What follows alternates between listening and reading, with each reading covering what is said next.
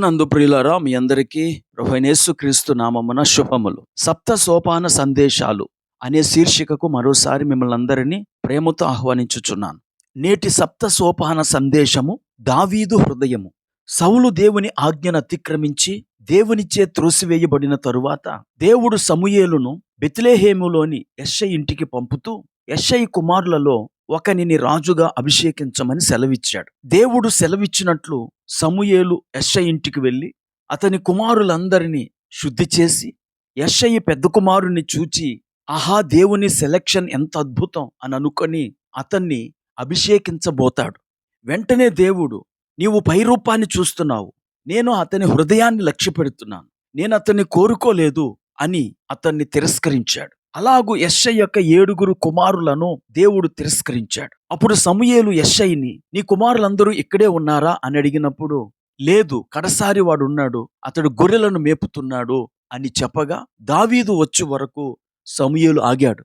దావీదు రాగానే, నేను కోరిన వాడు ఇతడే అని దేవుడు దావీదును అభిషేకించాల్సిందిగా సమూయేలునకు ఆజ్ఞాపించాడు. దేవుడు దావీదు అన్నలను కాదని దావీదును కోరుకొనుటకు గల కారణము దావీదు హృదయం. దేవుడికి నచ్చినటువంటి దావీదు హృదయము ఎలాంటిది ఈ వీడియోలో మనం చూడబోతున్నాం. మొదటిగా దావీదు హృదయము స్తుతించు హృదయం. కీర్తనలు 9:1, నా పూర్ణ హృదయముతో నేను యెహోవాను స్తుతించెదను. దావీదు ఎల్లప్పుడూ దేవుణ్ణి స్తుతించేవాడు. దేనిని బట్టి? 13:5 ప్రకారంగా దేవుడు అనుగ్రహించిన రక్షణను బట్టి దావీదు దేవునిని స్తుతించేవాడు. 111:1 పూర్ణ హృదయముతో నేను యెహోవాకు కృతజ్ఞతాస్తుతులు చెల్లించెదను అంటూ ఉన్నాడు. ప్రియులారా, మన హృదయము కూడా ఎల్లప్పుడూ దేవునిని స్తుతించే హృదయమైనప్పుడు దావీదు వలె మనము కూడా దేవునికి ఇష్టలము కాగలం. రెండవదిగా దావీదు హృదయము దేవుని వాక్యమును ధ్యానించు హృదయము. కీర్తనాకారుడు తాను రాసిన మొదటి కీర్తనలో యెహోవా ధర్మశాస్త్రమునందు ఆనందించుచు దివారాత్రము దానిని ధ్యానించువాడు ధన్యుడు అని సెలవిచ్చిన దావీదు 77వ కీర్తన 6వ చరణములో, నేను పాడిన పాట రాత్రి యందు జ్ఞాపకం చేసుకొందును, హృదయములో ధ్యానించుకొందును అంటూ తన హృదయము దేవునిని ధ్యానించే హృదయమని తెలియచేస్తూ ఉన్నాడు. 39వ కీర్తన 3వ వచన ప్రకారం ఆ విధంగా దేవుని వాక్యమును ధ్యానించుట ద్వారా దావీదు హృదయము దేవుని కొరకు మండినది. దేవునికి అనేక కీర్తనలు రాయువాడుగా అతడు మారాడు. మూడవదిగా దావీదు హృదయము దురాలోచన లేని హృదయం. 140వ కీర్తన 2వ వచనములో అపాయకరమైన ఆలోచనలు చేయు ప్రజలను గురించి మాట్లాడిన దావీదు, నా హృదయములో అయితే ఏ దురాలోచన లేదు అని 17:3లో సాక్ష్యమిస్తున్నాడు. రాత్రివేళ నీవు నన్ను దర్శించి నా హృదయమును పరిశోధించితివి, నీకు ఏ దురాలోచనయు కానరాలేదు.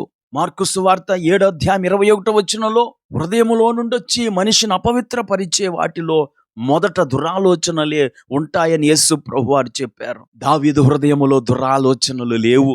ఈ మాటలు వింటున్న ప్రియ స్నేహితుడా, సోదరి, మన హృదయము దురాలోచనలు లేని హృదయం అయితే మనము దేవుని చేత ఏర్పరచబడతాం. 4వదిగా దావీదు హృదయము కరిగిన హృదయము. 22వ కీర్తన 14వ చరణంలో, నా హృదయము నా అంతరంగమందు మైనము వలె కరిగియున్నది అని దావీదు సెలవిస్తూ ఉన్నాడు. అంతేకాదు, విరిగిన హృదయము గల వారికి యెహోవా ఆసన్నుడు అని 34వ కీర్తన 18వ చరణంలో తెలియచేశాడు. ప్రియులారా, ఈ రోజు అనేక మంది హృదయాలు బండ హృదయాలై ఉండటం వల్ల వారు దేవుని సన్నిధిలో కన్నీరు కార్చటం లేదు. ఆయన సన్నిధిలో నిశ్చింతగా ఉండి దేవుని ఆశీర్వాదాలను పొందుకోలేకపోతున్నారు. ఎప్పుడైతే మనము విరిగి నలిగిన హృదయము గలవారముగా ఉంటామో అప్పుడు ఆయన సన్నిధిలో మన హృదయములను కుమ్మరించుకోగలము. ఆ కన్నీటి ప్రార్థన ఆయనకు ఎంతో ఇష్టమైనది. 5వదిగా దావీదు హృదయము భయపడని హృదయము.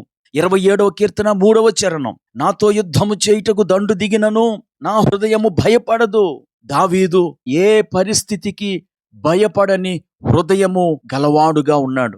అందుకని 57వ కీర్తన 7వ చరణంలో, నా హృదయము నిబ్బరముగా ఉన్నది, దేవా నా హృదయము నిబ్బరముగా ఉన్నది అని పాడుతూ ఉన్నాడు. ప్రియులారా, ఎల్లప్పుడూ దేవుని స్తుతించే హృదయము గనక దావీదు హృదయము సమస్యకు భయపడదు. మనము కూడా ఎల్లప్పుడూ దేవుని స్తుతించే వారముగా ఉన్నప్పుడు మన హృదయము నిబ్బరముగా ఉంటది.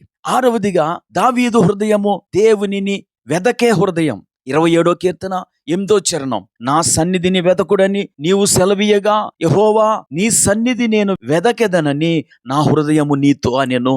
105వ కీర్తన 4వ చరణంలో, యెహోవాను వెదకుడి, ఆయన బలమును వెదకుడి, ఆయన సన్నిధిని నిత్యము వెదకుడని చెప్పిన దావీదు ఎల్లప్పుడూ దేవునిని వెతికే హృదయము గలవాడుగా ఉన్నాడు. అనగా దేవుని ప్రసన్నతను కోరేవాడు, దేవుని సన్నిధికి వెళ్ళాలని ఆశ కలిగేవాడు. ఈ మాటలు వింటున్న నా ప్రియ స్నేహితుడా, నీ హృదయము దేవుణ్ణి వెతికే హృదయమేనా? 7వదిగా దావీదు హృదయము విశ్వాసము గల హృదయము. 28వ కీర్తన 7వ చరణంలో, నా హృదయం ఆయన యందు నమ్మిక ఉంచెను గనుక నాకు సహాయము కలిగెను అని సాక్ష్యం చెప్తున్నాడు దావీదు. దావీదు దేవునికి ఇష్టానుసారుడుగా ఎందుకున్నాడంటే, దావీదు యొక్క హృదయము విశ్వాసముతో నిండిన హృదయం. ప్రియులారా, విశ్వాసం లేకుండా దేవునికి ఇష్టుడై ఉండుట అసాధ్యము. 119వ కీర్తన 11వ చరణంలో, నా హృదయములో నీ వాక్యము ఉంచుకొని ఉన్నాను అని చెబుతున్నాడు. దేవుని వాక్యాన్ని చదివి ధ్యానించి హృదయములో భద్రం చేసుకునేవాడు గనుక దావీదు హృదయము విశ్వాసము గల హృదయము. ఈ మాటలు వింటున్న ప్రియ స్నేహితుడా, సోదరి, ఈరోజు అనేక మంది విశ్వాసము లేని దుష్ట హృదయములు కలవారుగా ఉంటున్నారు. మనమైతే దావీదు వలె విశ్వాసము గల హృదయములతో ఆయనను సేవించుదాం. ప్రార్థన చేసుకుందాం. కృపా కనికరం కలిగిన మా తండ్రి, నీకు వందనాలు. దావీదు నీ హృదయానుసారుడు గనుక దావీదును మీరు కోరుకున్నారు. ఈ మాటలు వింటున్న మా వీక్షకులందరి హృదయం దావీదు హృదయము వంటి హృదయము గలవారుగా నిన్ను స్తుతించి, నిన్ను ధ్యానించి, దురాలోచనలను తొలగించుకొని విరిగి నలిగిన హృదయముతో నిన్ను వెదుకువారుగా, విశ్వాసమందు స్థిరులుగా ఉండుటకు సహాయం చేయమని యేసుక్రీస్తు నామమున ప్రార్థించి వేడుకుంటున్నాము. ఆమేన్.